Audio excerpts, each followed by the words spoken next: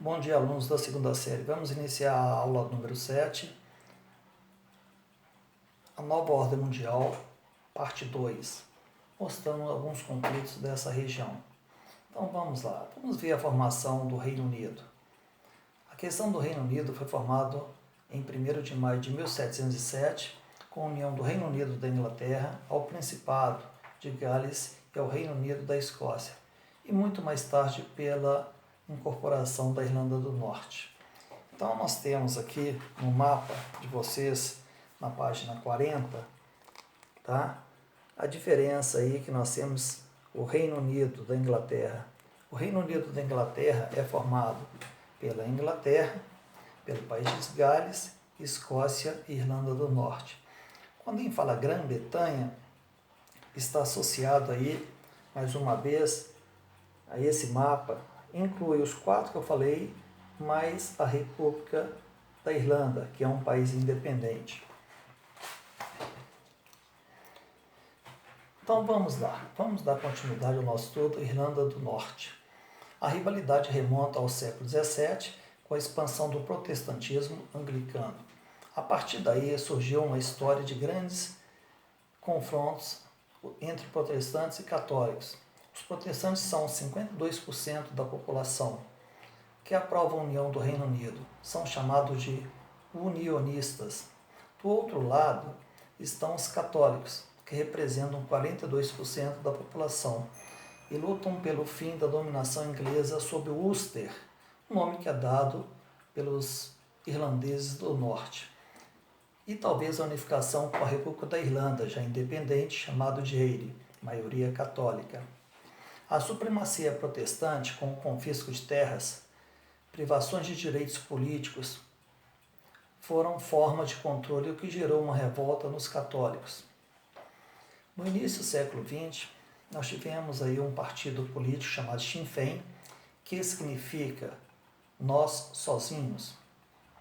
O seu braço armado foi criado chamado IRA, Exército Republicano Irlandês, que esse movimento é um movimento onde ataca principalmente soldados ingleses, uma luta armada extremamente violenta, que surgiu aí no período que a Irlanda ficou independente, em 1922. Apenas parte do norte protestante permaneceu no Reino Unido. Então, nos anos 60, esse conflito aumentou a tensão no Ulster, cujo IRA empregava atos terroristas para defender seus interesses. Então, vocês, se quiserem procurar, tem 2 filmes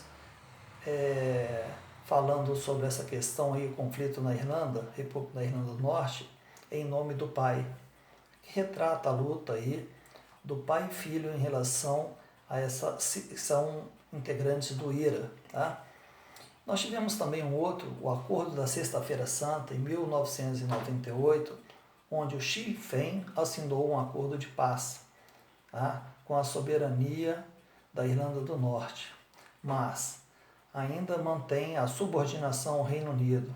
Em 2005, o IRA anuncia o fim de uma luta armada, que praticamente durou aí quase 7, 8 décadas nessa região. Foi um dos grupos mais violentos existentes aí, com outro que nós vamos ver agora mesmo, que é a questão do ETA, do grupo separatista basco. Nós temos também uma outra região dentro aí do Reino Unido, que é a Escócia, tá? Que já tentou a separação diversas vezes, diversos conflitos no passado muito forte. Em 2014, uma tentativa de separar do Reino Unido, foi realizado um plebiscito. Mais uma vez, um plebiscito é uma consulta à população, tá, dos nacionalistas pró-independência. Mas a população votou 55% pelo não à separação e 44% pelo sim. O desejo de independência foi motivado por uma grande descoberta de petróleo e gás natural do Mar do Norte, que pertence ao território escocês. Agora, um outro fato também importante ressaltar, que com a saída do Reino Unido da União Europeia, o Brexit, A questão da Escócia fica muito mais complexa, porque ela não queria a saída, e quem sabe agora pode ser aí um atalho para conseguir sua independência e ao mesmo tempo integrar a União Europeia num futuro próximo. Vamos ver agora o movimento separatista espanhol. Nós vamos ver a questão dos bascos, ou a questão basca, e a questão da Catalunha. Então a região basca é uma região situa-se ao norte da Espanha e sudoeste da França. Grande parte dos bascos moram aí, 90% na Espanha e 10% na França. Até hoje não se sabe corretamente de onde que vieram esses povos. Eles mantiveram sua cultura, seu idioma, seus costumes e suas tradições. O idioma basco, euskera, não tem nenhum parentesco com nenhuma língua do mundo. Não pertence à língua latina, à anglo-saxão e outras demais. Vamos ver aí na página 42 do livro de vocês, está aqui, vocês podem acompanhar. Essas duas áreas em vermelho são as áreas aí que são movimentos separatistas. Essa aqui é a Catalunha, essa menor no norte da Espanha é a região basca. E aqui também na página 43, nós temos aí a área em verde, é a região basca da Espanha, e em roxo ou lilás é a área basca francesa. Então vamos dar continuidade. Com a chegada do general Francisco Franco, logo após a Guerra Civil Espanhola, no poder, ele introduziu vários métodos de reprimir cultura e idioma e símbolos de minorias espanholas, em especial dos bascos. E aí que foi criado um movimento separatista basco, chamado ETA, Pátria Basca e Liberdade, que na língua basca, o nome é meio complicado, Euskadi Askatasuna,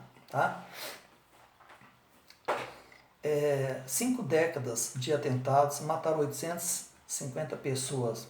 Principais reivindicações desse grupo ETA: formação de um Estado independente da Espanha e França, incorporação da província de Navarra, é uma das regiões mais ricas ali do norte da Espanha, com um elevado nível de industrialização, retirada da polícia espanhola do seu país, ou seja, o País Basco, anistia aos presos políticos bascos, tanto na Espanha quanto na França. Nós temos agora,